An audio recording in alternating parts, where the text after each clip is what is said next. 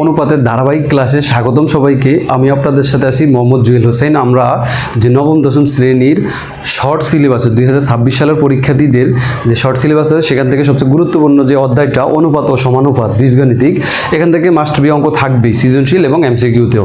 তো এই অধ্যায়টা গুরুত্বপূর্ণ যে অঙ্কগুলো আমরা সেগুলো সমাধান করব এবং পরবর্তীতে সৃজনশীল আলোচনা করব। তো তারই ধারাবাহিকতা আমরা আজকে যেটা নিচ্ছি এটা হলো 7 নম্বর অনুপাত সংক্রান্ত অঙ্কটা, খুবই গুরুত্বপূর্ণ এবং সৃজনশীলে এই ধরনের প্রশ্ন থাকে। তো আমরা এখানে এটা সমাধান করব। কি দেওয়া আছে, এ অনুপাত বি ইকুয়াল টু বি অনুপাত সি হয়, তাহলে প্রমাণ করতে যে A by C equal to A square plus B square divided by B square plus A square, এটা হলো একটা।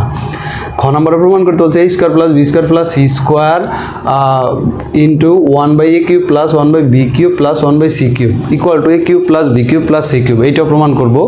আর A B C into A plus B plus C whole cube divided by plus B plus C plus হলো A plus C এর whole cube equal to 1। এগুলো খুবই সহজে প্রমাণ করা যায়, তবে আমাদেরকে টেকনিকটা জানা থাকতে হবে। চলুন তাহলে আমরা এটা শুরু করি। ক নাম্বারটা দেওয়া আছে,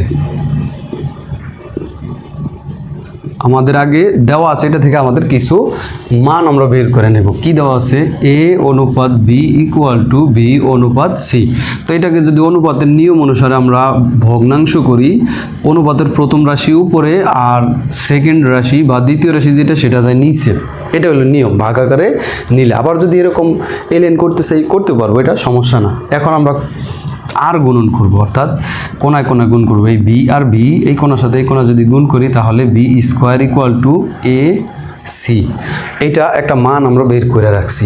ঠিক আছে, এটাকে আমরা চাইলে 1 নং দিয়ে রাখতে পারি। এখন আমাদের রাইট হ্যান্ড সাইড করব। আমরা সবসময় কি করতাম, লেফট হ্যান্ড সাইড থেকে রাইট হ্যান্ড, বাম পক্ষ থেকে ডান পক্ষ প্রমাণ করতাম, কিন্তু আমরা কিছু কিছু ক্ষেত্রে ডান পক্ষ থেকে বাম পক্ষ প্রমাণ করতে পারবো, কোনো সমস্যা নাই।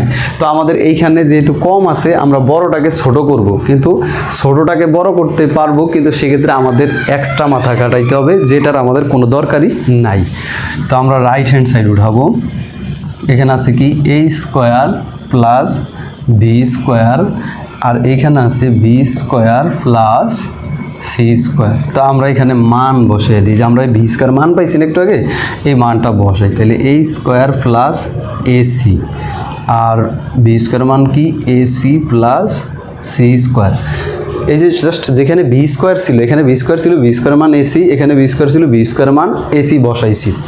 তাহলে এখন আমাদের এখান থেকে কি করা যায়, কমন দেওয়া যায়।